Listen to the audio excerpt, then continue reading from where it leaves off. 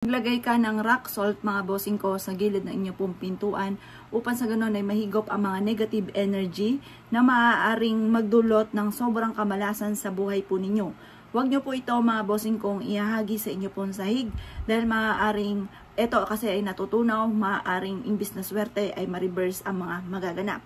Ilagay nyo ito sa maayos na lagayan para in case man na matunaw siya, marami po siyang mga nahigop na negative energy ay hindi nyo po sa sahig ito baga kakalat. Kaya mas maganda, nasa lagayan po siya. Ngayon pa mga bossing ko, gawin nyo po ito mga bossing ko sa pamamagitan ng asin. Gawin nyo po ito ng Tuesday or Friday dahil yan ay mga mabisang araw, lalo na sa mga albularyo, psychic, at sa mga gumagawa ng ganitong mga pamamaraan. Kayo mismo ay maa-amaze sa dami-dami ng mga blessing na darating sa buhay ninyo matapos nyo po itong gawin mga bossing. Kung halimbawa ay may pumunta sa inyong puntahanan na matindi ang kanyang mga kamalasan na pinagdadaanan, maaaring magdulot din sa inyo ito ng malas. Lalo-lalo na maaaring kumapit ito sa inyo or sa gamit po ninyo na maaaring maanggihan kayo ng kamalasan na dulot ng inyo pong bisita. Kaya mas mainam, meron ka na asin upang sa ganon mahigop ang negative energy niya. Concern na rin para sa kanya, sa mga tao na bibisita po sa inyo, para kung may mga negative siyang dala, ito ay mahigop at maalis po niya.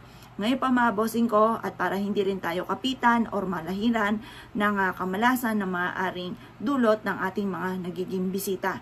Kaya mainam meron kang asin. At mainam mga bossing ko, sa loob ng 1 linggo ay magpapalit ka ng asin upang sa ganon, kung ano man ang mga negative na energy na nahigop po nito ay mawawala na.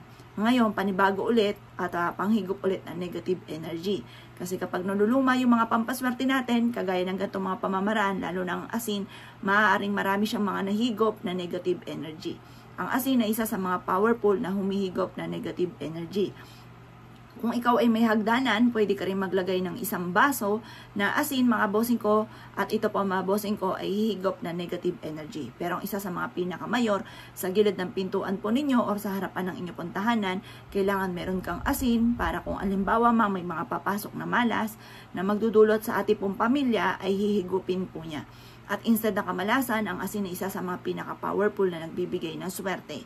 Ngayon po, maging sa usapin ng pampinansyal at para matigil ang away-away ng inyong pamilya, ganun din po ang mga karamdaman, at ganun din po mga bossing ko, kung ikay merong mga magiging bisita na may dulot ng malas, ay hihigupin din ito ang kamalasan ng inyong bisita para hindi ka malahiran. Kaya mainam meron po kayong asin mga bossing. Proven po ito mga bossing ko upang sa ganon, masigit na lumevel up ang swerte po ninyo at laging maswerte para sa inyo pong buong pamilya. Kaya ako ikinaniwala at naisyo po itong gawin as siya mga boss. Good luck po sa inyo po lahat.